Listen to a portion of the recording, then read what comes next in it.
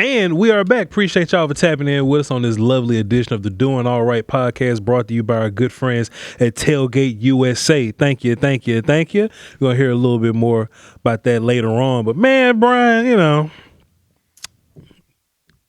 football is so terrible when the Cowboys not on, man. I cared nothing about what was happening yesterday, because the Cowboys weren't necessarily playing. You kind of outside looking in want to keep up with what's happening in the East, right? Because you kind of got to directly beat those guys, right? You're kind of rooting for Green Bay to kind of do their thing a little bit. I saw some people saying, "Yeah, Philly needs to beat Green Bay for the draft pick." I'm like, man, yeah. Division, you trying to win that if you have a shot at this. If you do, you only have a 4% shot of making the playoffs right now. You do have a shot, but the NFC has gotten a little bit. It's if you look at overall some of the teams. I mean, like I say, the Bears getting a win and all that. Those are kinds of things you're having to deal with now. You've got a big uphill climb, but there's a possibility. There's a path, and you got to win your division. So I won't be watching Philly because they'll have ESPN on on YouTube, on YouTube TV no more. Yeah. So I'll be hearing it through the or be bootlegging or something. But bye week happened. Bryan Broaddus, we got the news last week or whatnot. Quentin Williams is here now. Bryan, I kind of found myself a little ungrateful, man, because I'm ready to see Quentin Williams play for the Cowboys. Right sure, now. I think big change is on the way with that guy. But we're finally going to get him versus the Raiders this week. So we're back to a regular week, so to speak. None to recap today, but we will be breaking down the Raiders offense and defense this week. Bryan, for that game, though, you say you got an injury report for me, sir. Yeah, I do. And talked to some people at the organization this morning driving in. They were telling me that Overshone and Revel are full go this week. So no setbacks at all from them. Look for them to, as they progress, how they practice, everything is looking forward to them being able to play on Monday night. So that's exciting news for fans, looking to try and help this defense in some way. I mean, I know the thing with Overshone has been because of the linebacking situation. Everybody's excited about having him in there. You'll see what's with some of the additions, also with Wilson as well, to be able to see how they now play that group. And then with the cornerback with Revel, I mean, again, one of my highest rated players in the draft. I felt like if he was not injured last year, during the season, he likely you wouldn't have been able to pick him. You wouldn't have been able to pick him. You would have had to pick him in the first couple of rounds. He's that type of player. So super excited to see both him and Overshone. And then also you mentioned with Quentin Williams playing as well. Now, Bryan, I kind of want to ask you what they possibly think. Yeah. I think Overshone's going to play. Yeah. I think he's going to play a whole bunch. Yeah. But I think linebacker is quite the emergency. Plus Overshone, he's only played like eight or so games, but he is an air quote veteran. Yeah. Hadn't played a full season, but I guess you'll have a little more faith in him stepping right in and playing. How do you think the Cowboys view Revel coming back immediately? Do you think it's a situation where they kind of look at him as higher than Elam and Bridges right now? I think you have to. Yeah. I mean, to me, listen, you've seen through 9 weeks now, 10 weeks of the NFL season, you've seen what you have with those players. And it wasn't good enough. It wasn't good enough. And, there were things about Elam in training camp. And there's people around the league that were telling me, like, listen, Broaddus, I hear you. I hear what you're saying. I hear what you're saying about him at training camp. But he's had this, we've seen this act before, where he's done really, really well in practices. He's done well in training camps. And it just hasn't translated in. Is it his fault? We'll see. We'll see that. Because to me, is it scheme or is it him? Or is it a bad fit? Did they go and try and get a player that really didn't fit into what they were trying to do? There might be a lot of players on this Cowboys defense that are good players. They're just not in the right fit. So to me, with guys like you say, with Carson, Revel, those guys, put them out there and play. Find out. We know what the previous players have done, and no disrespect to them, but it's time to look at something different here. I think I'm right there with you, Bryan Broaddus. I mean, both these guys. Is there any real? I mean, what are we arguing about here? I'm not saying you and I are arguing, but what are we as a what are we seeing that's saying, no, wait a minute, Bryan, I wouldn't do that quite yet. You ain't wrong. I think the only difference is damn right I'm not wrong. I know that's rubbing off on you. Rubbing off on me, but it's true. I think the big difference is when we talk about Overshown coming back. Yeah, we have a visual representation in our mind of him whooping Philly by himself. Yeah, like we've seen that before. Oh yeah, we have no clue what Revel is. You ain't wrong in the fact that, and I've said this before, so you taking my point. At what point do we start picking up the shit off the floor and throwing it at the wall? I agree. Just to see. Just to have an idea. I just wonder, will cowboy politics come? Hell no, it won't. I know we feel that way, but these people have done some strange shit over the years. I'm just telling you, man, I'm hopeful. Yeah. I'm hopeful. I don't know how you can watch 9, 10 games. Meriden played for a long That's time. what I'm saying. You know what I mean? That's what I'm saying. But there was nobody in place to play for him. Yeah. They didn't have anybody to play Zion for him. Childress got cut for Weezy and Reddy. You know what I mean? Like they've done some interesting things, especially on the defensive side, right? Yeah. I just wonder, is Flus going to be in this? Well, I kind of like what we got with Bridges. That is such a bullshit statement to say if that's him. Yeah. That really, really is. And pardon my language, Mom. I'm sorry about That's your that. friend, yeah. But the thing about it is, yeah, my friend, exactly. He won't text me back so much. We got a friend and he put John Reed. You know what I'm saying? At least he texts me back. Yeah. But yeah, I don't know. That's such a poor attitude to have, right? And okay, poor attitude. That's such a poor thought to have. Mm-hmm. If you're looking at your defense. If you're really, really looking at it and you're studying it, and they always like to say, oh, we take a look at self-scout and all that. Your self-scout's telling you you're not very good in some spots. If you have opportunity to maybe look at something different. Now, okay, Voch, this is the problem now we have, though. Mm-hmm. Because your buddy here, Bryan Broaddus, has said, go play this guy. Go play. Let's see. And those guys haven't worked out. And I mean, we've seen some, let's be honest, Nate Thomas. Sure. Screaming for Nate Thomas, screaming for him, against Steele. And they're saying that, hey, there is a competition at right tackle. But every time I've wished for something, it doesn't seem to have played out as well. Sure. I'm going to keep doing it because I eventually feel like, though, you have to do something at the cornerback spot. Caleb Carson played 28 reps on defense versus the Cardinals. You think Revel gets more or less than that? I think he'd probably get less. Okay. But I think we're into the ramp-up phase of this thing. Sure. I think they want him out there to play and to see really, okay, what do you got with this guy? What do you have with him? And I don't think that's a problem. I really don't. I know he's going to go out there and be competitive. I know he's going to be tough. I know he's got the length. I know he's got there's all the things all the measurables you want in a corner. I told you in the draft, I thought he was one of the best corners in the draft. Before injury. I don't know what's going to happen the post-injury with the knee, but I want to believe in him. I want to believe in Britt Brown, and I want to believe that those two together are going to get him back on the field, and we're going to see a productive football player. It's asking a lot, Voch. I know I'm asking a lot. You ain't lying, man. But the defense is what it is. Sure. To me, it's now about trying to make some changes there. We are week 10, and anybody could take the job is basically where we at. Yeah. You know what I mean? Yeah. You said you had some Q&A for me. I do. You got 4 of them? I got 4 questions for you here. Well, let me hear one. And I'm going to start with this one. This one's coming from Bryan Broaddus. Yes, sir. Bryan says. Yeah, of the Doin Alright podcast. Yes, sir. And numerous other things, but he's the most proud of his Doin Alright stuff. Vochi, if you were to steal 2 victories of Philadelphia, Kansas City, and at Detroit, which are the most likely? The most likely? Most likely. The most, I think Dak is really confident versus the Eagles. I think okay, there's your one. He rolls out the bed and put points on those guys. Which of the 2 are home games, Chiefs and Lions? Chiefs is a Thanksgiving Day game, and the Lions is at their place on a Thursday the following week. Just how superstitious cowboy magic work. We'll get blown out on Thanksgiving.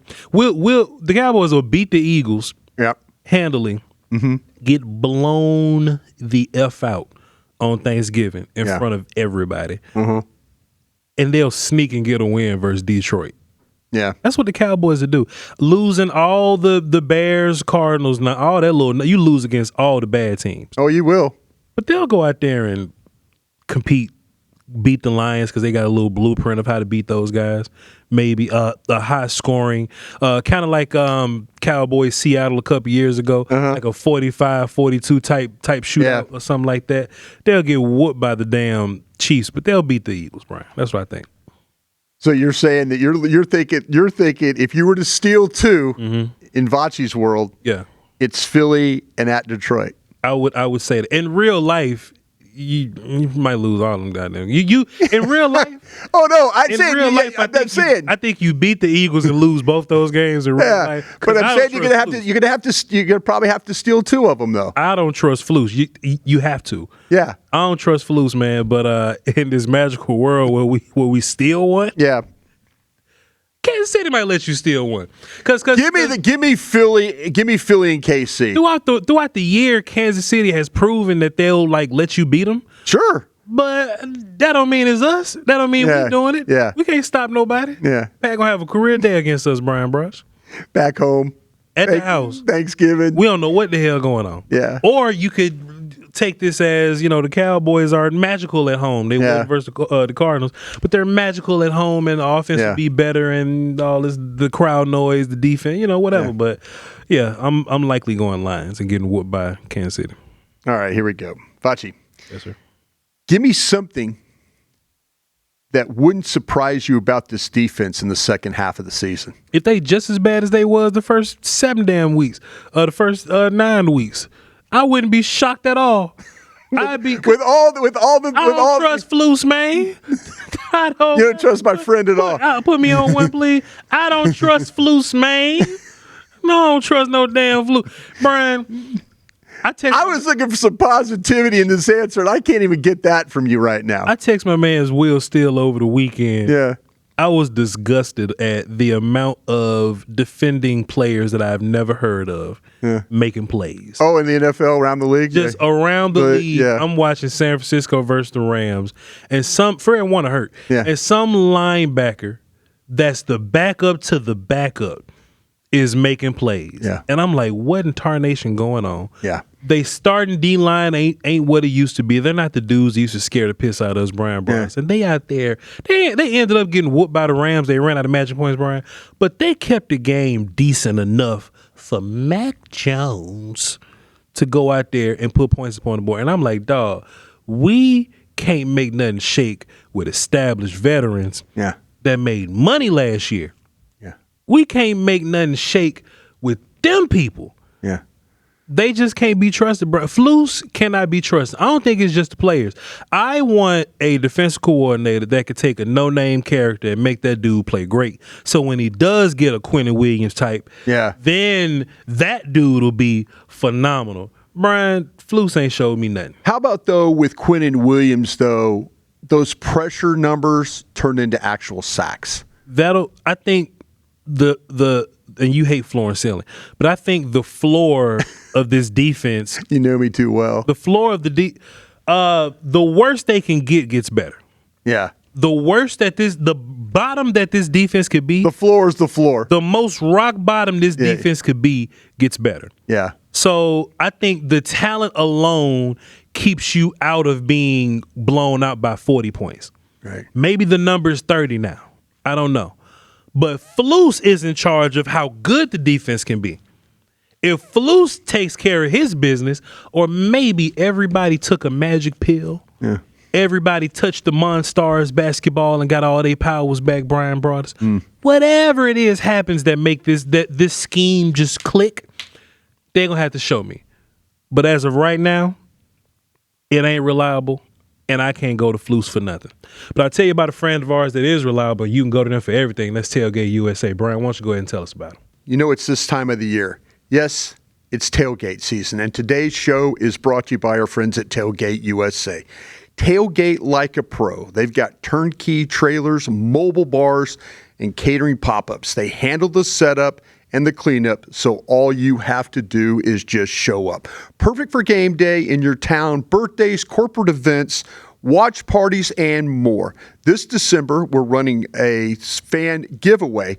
Scan the QR code for details. Book now at tailgateusa.net and tell them Bryan sent you for VIP pricing when you're booking. Appreciate you, Bryan. I'm gonna go look and see if they got some wood pellets over there for my smoker. You know what I mean? Carry that thing around. Yeah. And hey man, y'all be nice to Bryan on the meet and greet now. Don't make me show up. Yeah. Don't make me show up. Make sure that we safe up in there. All right. Everybody be cool. Bryan, you got 2 more for me. Go ahead. Yeah, I do. Vochi, give me a play calling tip to get Brian Schottenheimer back on track. A play calling tip. This defense can put you in a weird spot. Mm-hmm. But don't get antsy and get away from your run game. Ooh. Don't get antsy and get away from your run game. I think scores sometimes get you away from your run game, right? I used to be of the opinion that, and I still am, but circumstances, right?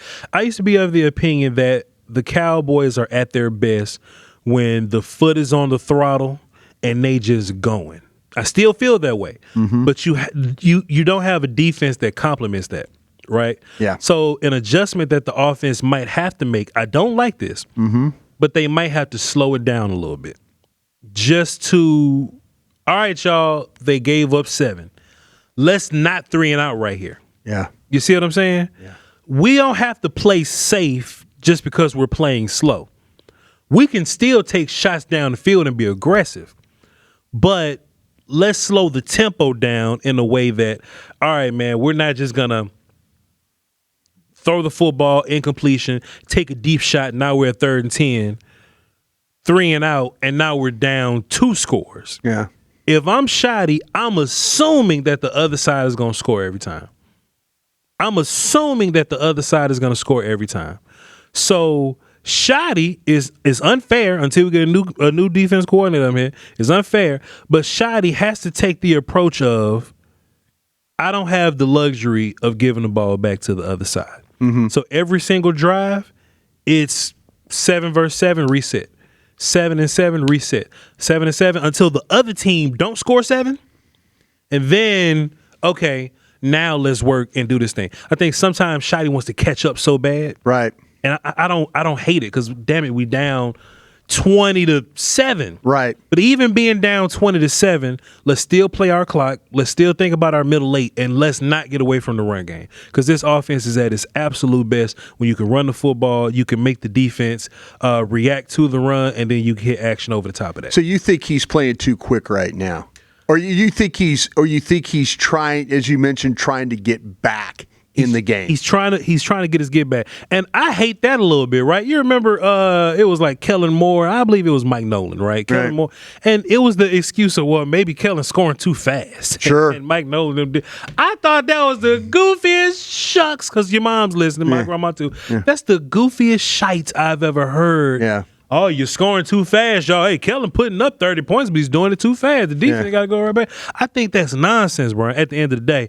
But I think this is different in a way of keep putting your points up, but in your mind, compartmentalize it one drive at a time so you're not getting away from your run game. I like that a lot. I tell you what, to me, I kind of feel like the play calling tip, and this is my tailgate tip of the day, by the way. You like that, right, when I do this? My tip of the day for Brian Schottenheimer is, though, I feel like, though, he needs to look at his skill guys more. And I mean this. You talked about the running game and how important it is. I think it is for Dak. But I think now it's that this week off, this is where, to me, I would have tried to kind of figure out some more ways to get George Pickens the ball. For sure. And CD and stuff. CD's going to get his passes, but to me, the George Pickens things, I think, is really where this offense can shine. Is find ways to get him the ball in space. I'm not just talking about those screens and things like that. I'm talking about that ability to downfield throws. Voch and always talk about find the guy that you can attack. Let's really honestly live that. Let's find the guy to attack. Let's not just set up and think, okay, we can win this one no matter what. We're good enough to win. No, go find the guys in those secondaries, in the secondaries of your opponents that need to be attacked on a consistent basis. Teams are doing it to you. it's about time for you, Brian Schottenheimer, to do it to other teams. I don't think there should be a time where, Pickens can't get his, I totally agree. I think both receivers should kind of be in that lane where you're not really getting away from either of them. But Brian, man, versus I believe it was Cardinals game. Both of them kind of got going early. Yeah. Pickens and Lamb got going early, man. It's just that game flow. Once your game flow gets taken away, man, it turns into a great big mess out there, Brian. But I think Dak has a good idea about how to get those guys going. Right. I think he knows what routes each guy works well on. I think CeeDee Lamb's probably going to get better coming out of his bye because he gets to heal up a little bit. He was coming in and out of the game or whatnot. But I just think don't get away from the run game. I just can't. Yeah, no, I like that. No, I like that. I just can't unsee how you was beating the hell out the Cardinals on that first drive. Right. The first drive throwing and passing. Lovely. Like your first 15 were magic. Lovely. They just got to settle down and stay settled. But go ahead. Yeah. Okay. This kind of carries in, though, to my next question, Voch. Other than Dak Prescott, give me an offensive player who really needs to carry this team. And maybe we've talked a little bit about with Lamb and Pickens. I know me personally, I've talked a little bit more about Pickens in this thing. But is there an offensive player, I'm talking about the 11, somebody that's got to help carry this team? I think if Tyler Guyton got real good out of nowhere. Sure. I like what you're doing here. If your left tackle got real good, like something click for him. And Brian, these off seasons, these bye weeks, stuff clicks sometimes. Mm-hmm.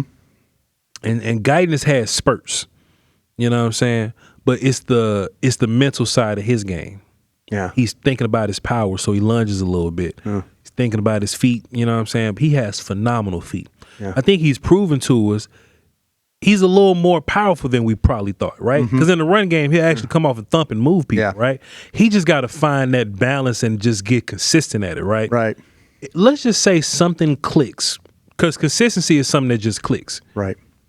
What if something just clicks and your left tackle is just a MF over the bye week, and he comes back as a guy. Right. I think that's going to do wonders for your defense. Yeah, wonders for your offense. Yeah, I really like what you said there, because I feel like, though, the when you're looking at this, the receivers are important, the runners are important. I'm thinking of this offensive line. I can already trust the receiver. Yeah, just give me, why all of a sudden am I now having questions about this offensive line, Voch? Yeah. Why am I now worried about it? And you're right, if Guyton were to somehow in the second half of the season, like the pressures go from 5 to 2, and then you're able to run the ball and you're winning games because, he's doing his job. I think too, look at all those positions on those offensive linemen. Look at the right tackle. They're going to need this offensive line to carry them, I think, in the second half of the season.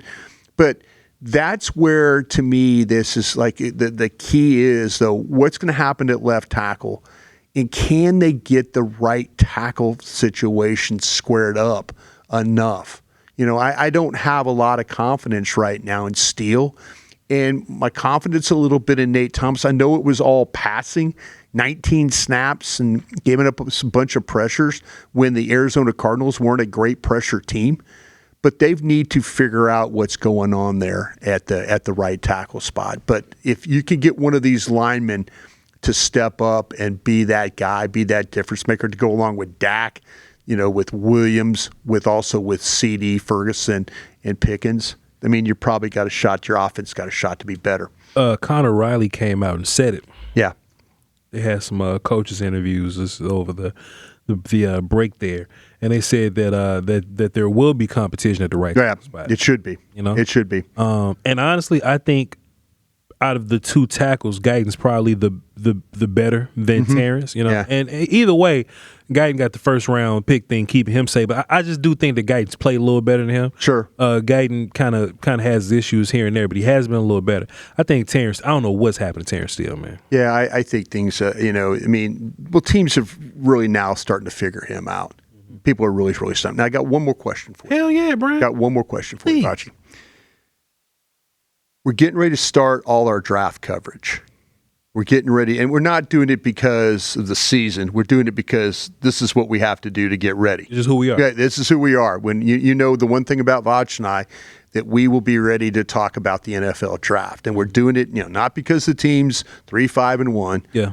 It's because we got to get ready. This thing is going to be honest. We're talking holidays, so here we are.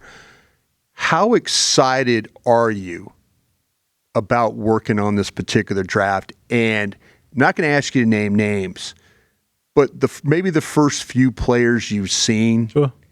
Has it given you some, is it kind of brought you back into that spirit that you and I really enjoy? So you hear a lot of the draft guys just kind of talking a little bit, right? Right. And they say that 2027 is going to be this historically great class. Yeah. Okay, cool, whatever. Yeah. But 2026, just me kind of looking at the class, yeah, it's a ton of the stuff that we need. Exactly. A ton of the stuff that we need in particular. Yeah. And kudos to Jerry and them. We still got a first round pick next year. You know what I'm saying? So whatever that pick is going to be, it's going to be that. I'll be fine with that. But you still got 2 picks this year. Right. If you go out there and win a Super Bowl in 2026, I don't give a damn about the best draft I've ever seen. You try to go win that daggum thing now. So you just have these building blocks now. And I think that's what national media is kind of missing. Right. They're looking at Quinnen Williams to be like this microwave Band-Aid type of deal, right? But Quinnen Williams is he's 27. He's a long-term player to build around. Michael was a player to build around, but he's gone. Quinnen Williams gives you an actual anchor of this defense to build around. Right. You know what I'm saying? San Fran builds around Fred Warner. Right. The Raiders trying to build around Max and them. Browns build around Myles Garrett. That's cool. Now we have an opportunity to build around Quinnen Williams, and we got 2 picks to do it. I asked you last week. Yeah. Out of a certain set of edge, linebacker, cornerback, whatever.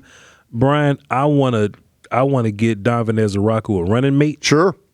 And I want to get a linebacker to give Overshown a running mate. Yeah. I think I can figure out corner. I would rather put some money on corner. What I'm learning, Bryan, is that corners and defensive tackles sometimes, I believe, I think they take a little longer than edge rushers. I think edge rushers, you can show up, be athletic, and just kind of do your thing. They all get better over time, but if I'm looking for a veteran somewhere, I'm looking for a veteran defensive tackle. I'm looking for a veteran corner. You know what I'm saying? Right. Not a slow corner because they just think Gilmore can't run no more. Right. But at least a veteran corner that can kind of jump in, that knows everything. I think we're suffering now because we don't have veteran corners. Right. Bland is, he's a young. But the veteran corners you have though, and I'm talking about guys. That's Bland. Yeah, is Bland, but like Elam. That's a veteran corner that didn't really, I'm making it sound like No. I'm making it sound like it might not be his fault. Sure, it might be, but he played so well in training camp. It gave you hope. I do think you get a new coach in here. Yeah, and when that new coach gets here, I want a veteran that's been in his scheme before. Yeah, right. See what I'm saying? We got some rookies that I never heard of in the draft. Yeah. I never heard of these rookies in the draft. Yeah. We got Kyer Elam that another team was happy to give away for, and you're just happy to give him away. Yeah. And we got Bland, in which I felt like Bland was like a really good cornerback too. And then you got your Diggs issues, right? Bryan, sure. give me some veteran corners. If you want to do veteran safety type stuff, I don't care about that. But in this draft in particular, give me a young linebacker and a young edge rusher, and I think that you could really fly. You asked me for a name? Yeah. Bryan, I'll trade both them first-round picks to go get Arvell Reese. Yeah. I'll trade both them first-round picks right now. Where do you think Reese is an end, or are you going to play Miller? Both. He's both. Yeah. I told you this. He's what people thought Jalen Walker was last year from Georgia. Sure. The linebacker edge guy from Georgia. When I look at him, I say, man, Jalen Walker plays a bunch of linebacker, but his best plays are when he lines up at edge going forward. Yeah. Arvell Reese can go backwards, front, back, side to side, Bryan Broaddus. Yeah. Then he'll go his ass on the edge and rush like the best rusher on your team. He is fun to watch because I was watching the safety. I was watching Downs play, and he shows up a lot. Downs is a hell of a player too. I think Downs has got some Brian Branch in him. when you play him down, you could play him in the slot. Here I'm getting into I can't wait to talk about all this stuff. Yeah. But that Ohio State group has got some fun defenders to watch. I'll tell you another one too, and we're going to be in a situation like with Revel. Yeah. There's a kid named McCoy that plays at Tennessee that hurt his knee in January. He might be the best corner in the draft, but he did not play at all in 2025. Cowboys ain't trying to hear that he hurt. I'm just telling you, man. I'm Shavon McCoy. I'm just telling you, when you watch him play, holy jeez. I'm seriously. It's going to be. We're gonna. It's very much like what we were going through last year with some of these players and like the injuries and stuff like that. But he is really. I know that looking just right off the jump. Couple of offensive tackles. There's a center in this draft that's really, really good.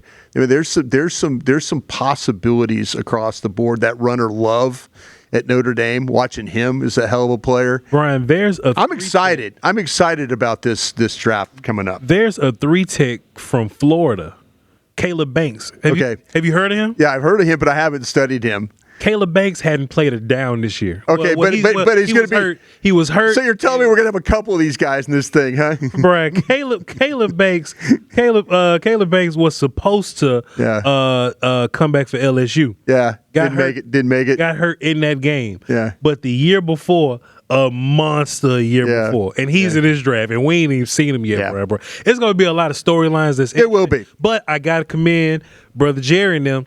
You still got 2 of your picks. You do have 2 of your picks. Still got 2 of your picks. Yeah. Honestly, I don't care nothing about day 2 no more, bro. Y'all, I don't even want to draft in day 2. But if you have to, you can move back. If you need to. I want 2 impact guys. Oh yeah. So I'm keeping both those first. It's gonna be a conversation we're gonna be having all off season. Brian ready to go right now. I'm so excited because I'm 15 players deep. And I'm excited already about it. How about that? Does that I'm taking my time because I still got to watch the Raiders and all this kind of nonsense or whatever. I'll catch up. I'll get the Raiders in. Don't worry. I'll have them watched. Of course you will. Yeah. Bryan Broaddus. Appreciate you, sir. Thank you, sir. Appreciate you, man. Fantastic questions. Thank you. Great show. Thank y'all for tapping in with us on this Monday edition. Tomorrow we'll figure something out too. We'll have a conversation and do something else. But or draft talk. We'll talk about the draft or something. Let's come up with draft questions then. Let's do back and forth. We'll do draft questions. There we go. And then Wednesday, I'll do 3, you do 3. And then Wednesday we'll break down the Raiders, and then Friday we'll ask y'all what y'all want to talk about. Yeah. And we'll do Q&A, which is just like regular, okay? Go to our website, crownglobalmedia.com. That's where everything is. If you're looking for the audio, it's up there. You're looking for the links, it's up there. My page, socials, everything is there. So tap in with us. We also do YouTube shorts every single day. Short form content on YouTube and our socials. So you watch all this, but there's exclusive content still being dropped on the YouTube short, so be sure that y'all watch that. That's Bryan Broaddus on VOCHLONBARDI. We'll catch y'all next time. Crown.